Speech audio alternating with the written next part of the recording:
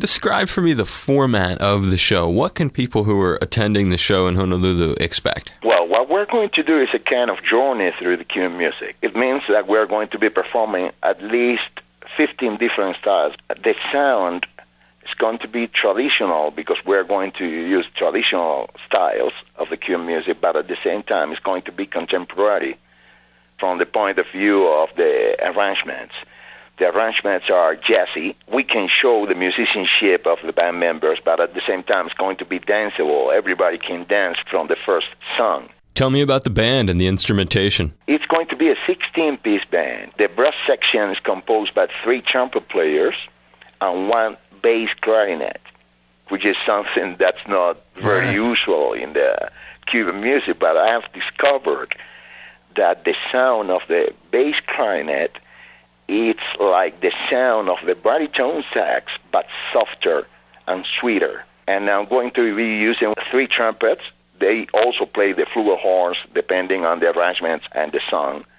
And we have the Cuban basses, which is a piano, a keyboard, bass, conga, timbale, and bongo. And then we have 3 great singers in the phone line together with me, and this is the band that you're going to see there. Now, I know you haven't been here or brought Afro-Cuban All-Stars here before, but didn't one of your band members come to perform a few years back with another famous artist? About 4 or 5 years ago, Mark Anthony went to Hawaii, and the band leader and the leader of the brass section was one of my trumpet players, and he's going to be performing with me there, and he's very excited as well.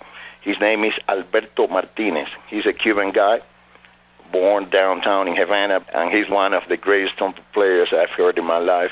And for me, it's a pleasure to go there with him and for him, and he's very excited for performing back in your place. You and I were talking earlier before the interview about some of the stuff that island populations have in common and how Bob Marley, for instance, is really big here in Hawaii.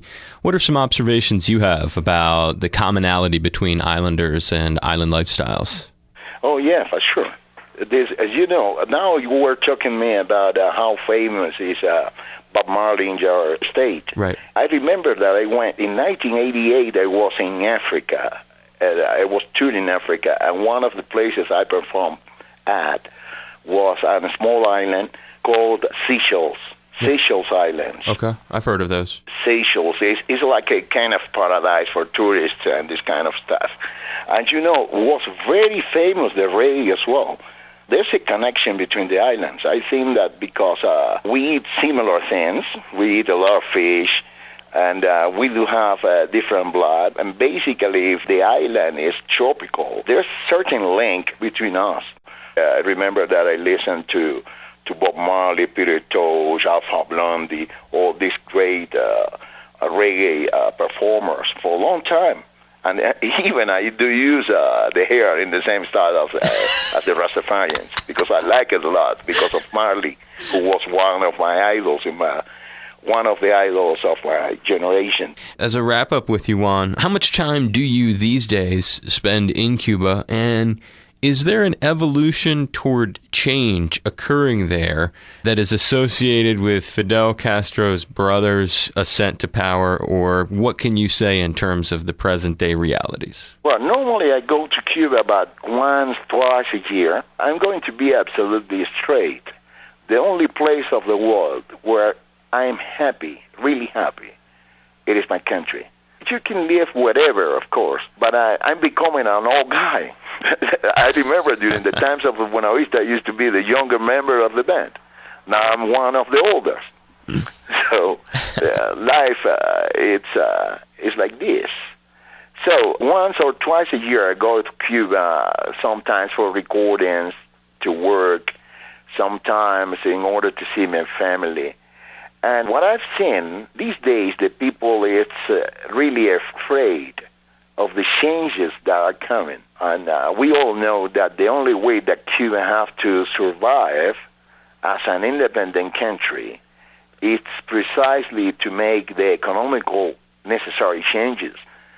But these changes are going to be a little bit traumatic for the people of less resources, because once they don't have these rations of foods that they receive every month from the government, and this is going to be eliminated. The young guys are a little bit happier because they know that this is the only way that we do have to survive. But for the old guys, it's going to be really tough. I remember that the last time I went there was in December. I was talking to a guy who was selling in the streets this small book with the laws and the changes that are going to happen in the Cuban economy. He told me, I've been reading 3 times these papers, and I don't understand a word because it's written in the style of the lawyers. Yeah. And the old guy didn't understand a word. But I think that this is the only way that Cuba has. So it's a country of talented people, business people, and as soon as we do have the possibility to develop the economy and have the freedom to invest in our own country and the freedom of working on our behalf in our own country, we are going to be better. Of course, this is going to take at least 25, 30 years. But I think this is the only way that we do have to develop a normal country, because you cannot live in a country where the state is your father and tells you whatever you have to do, what's good and what's bad. Mm-hmm. And politicians normally say that they are working on your behalf, but they are trying to satisfy their own interests. These interests could be economical, or could be the glory. Yeah, you're saying their interest could be based on either their own ego satisfying. Oh, yeah. That's what they want. Right. Yeah. That's what they want. So I hope that we're going to have a good future. But the first step is to open the economy. It's very important to work, and then with the money that you're receiving for your work, to create a life standard. But if you do receive everything coming from the government, you are doing nothing, and at the end, the people don't work. The people go to the work. They do have their own jobs, but they are not working on their behalf. This is the main problem, man. Yeah, man. But I see that there is certain hope, basically in the intellectual sections of the society, and the young guys are happier. I suppose that soon the government, Raul, is going to open the boundaries, and everybody could go wherever they want. Because if you don't go abroad, you don't know. You cannot, I don't know what's the word, you cannot appreciate what you do have in your own place. Everything is going to be better. That's what I think, my point of view. I hope that that's the case. I hope someday it would be great to do an interview with you there in Havana, my brother. Oh, yeah, for sure. But no, even if you call me, I don't know, in 3 months, I'm going to be in Havana because I go frequently there. Well, that'd be a lot of fun, and I'm looking forward to seeing you here. I hope that the concert is going to be enjoyable, that you're going to appreciate the Cuban music, the musicianship of the band members, and at the same time, I hope that the people is going to spend a good time. And when they leave the concert, they are going to be, I hope that they become a little bit happier. Because, we're having very bad times, actually.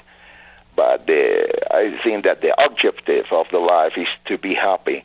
And if you spend a couple of hours being happy, this is going to be a positive for your future life. Hey, man, when you come to Honolulu, let's hook up and do another interview if that's cool.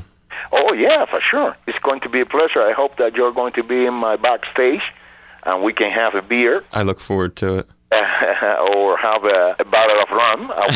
You have a Havana Club, but I don't think that you can have it because of the politicians. Thank you very much, my friend, for your call. Give you a big hug. You're welcome very much. Thank you for taking time for me. I'll send you an email. Oh, at all. We'll stay in touch. Sure, indeed. We will hang when you're in town, and please travel safely, and it was a real pleasure. I value your time immensely. Muchas gracias, mi hermano. Right at you, brother. Take care, my brother. Aloha, my brother. Bye.